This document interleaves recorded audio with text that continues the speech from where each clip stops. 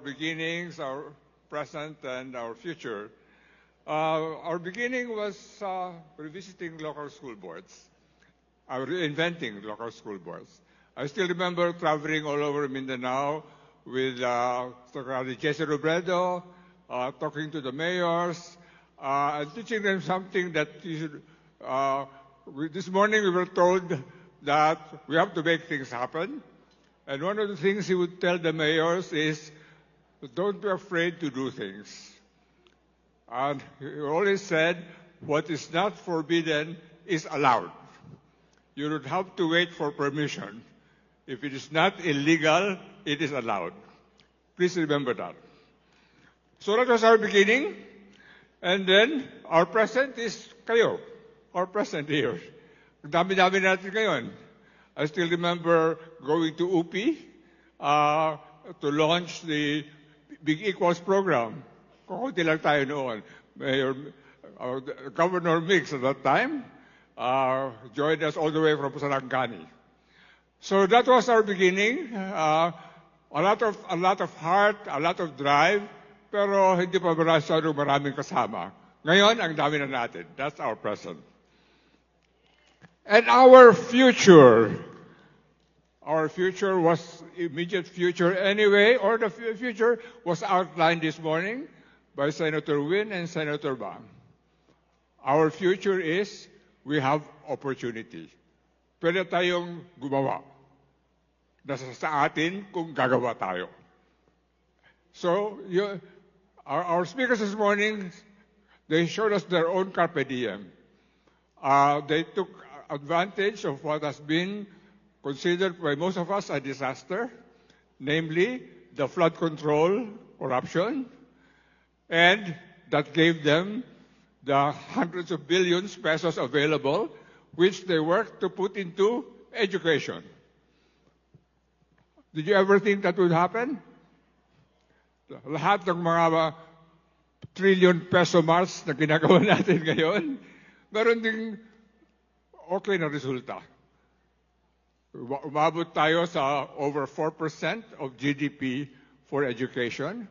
Meron tayong 68 billion for construction and 20 billion for feeding programs.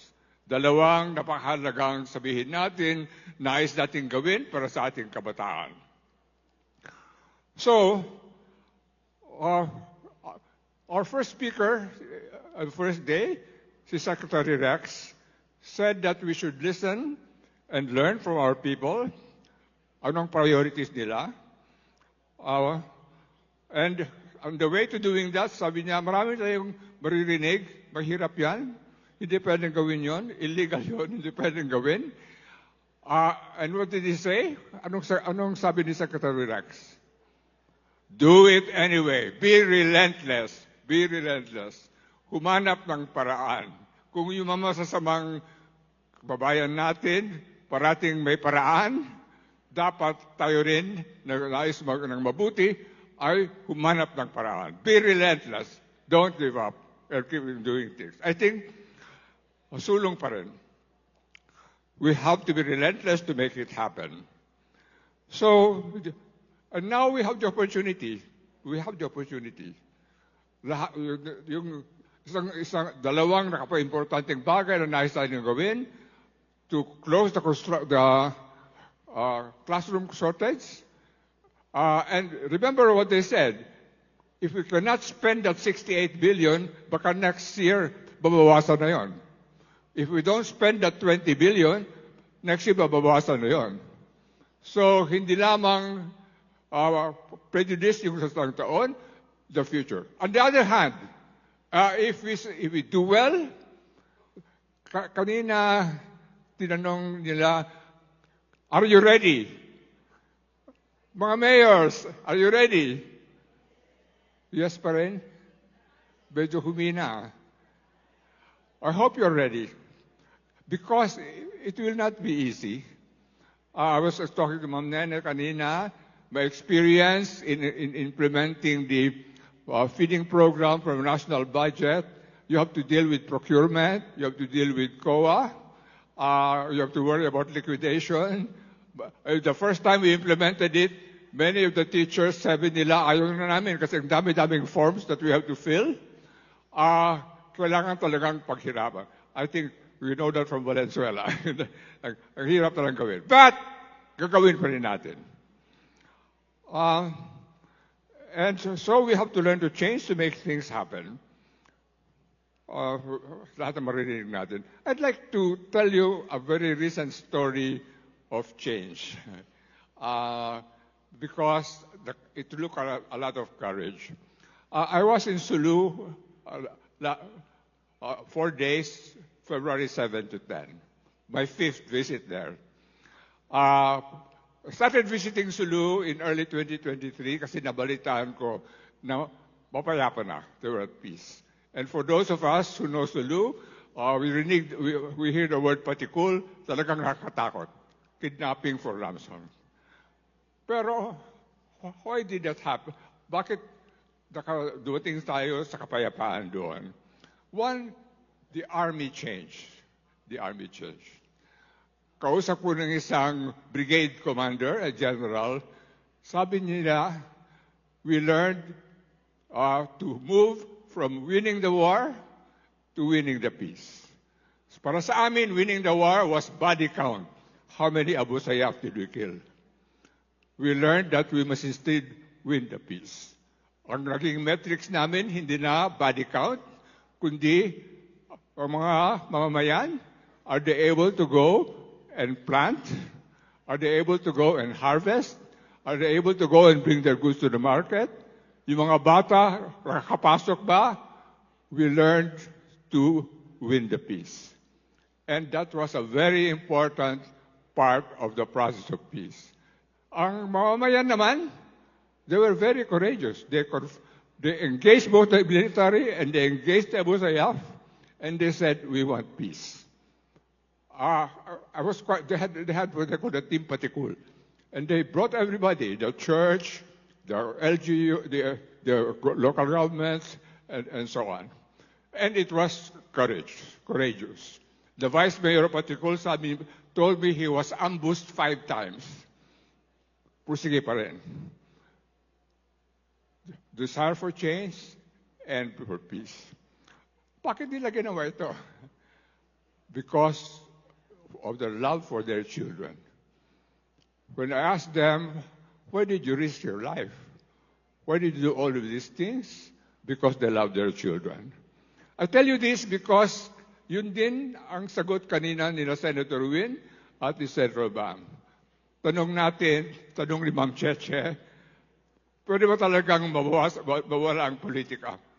Is it possible to avoid politics? And the answer was, sana iwasan natin ang politics for the sake of our children. Will you have the courage to do all of these things? We will, kakayanin natin kung talagang we love our children. And so for me, that is what I want to share with you today. So on my last visit this time, tahimik na doon, we were able to turn over classrooms kasi they really wanted the children to study. I've been raising money for their classrooms for them. I was with a foundation that was doing feeding programs for 14 elementary schools in Patikul, in Omar, Talipao, and in Danan. And when I think of those children, I begin to understand why we must really work hard. And we are doing something that for me is hopeful and daring. We're doing a tutorial program online. We did it already for 100 out-of-school youth. But this time we're doing it for 100 out-of-school youth who are families of Abu Sayyaf. It will be very challenging, but it will bring peace. So why do I tell you these things? Kasi if you had told me 4 or 5 years ago na pwedeng gawin ito sa Sulu, na pwedeng tahimik ng Patikul, I don't think I would have believed you. I don't think, those of us who know there, don't think we would have believed you. In fact, when I first heard na tahimik na doon, that there's now a nightlife, merong cafes now, I was not sure. Why do I tell you this? Because it's possible to change because we really want to change, because we love our children, and we're courageous enough to do it. So yun ang message ko sa ating lahat. Actually, you will find, you all said you're ready, but when you actually get there, you'll find out it is not easy. It is not easy to implement the construction. It is not easy to implement the feeding programs. Pero, gagawin natin. We will do it, right? Yes, we will do it. We will do it because we care for the future of our children and we care for the future of our country. So sa wakas, people ask me, what inspires you to go and continue to do these things? Because every time I look into the faces of the children, I feel I have to create a future for them. I cannot give up. I cannot give up on them. I cannot give up on them. I cannot look at all these children and say, pasensya na lang kayo. Ganun din sana tayong lahat.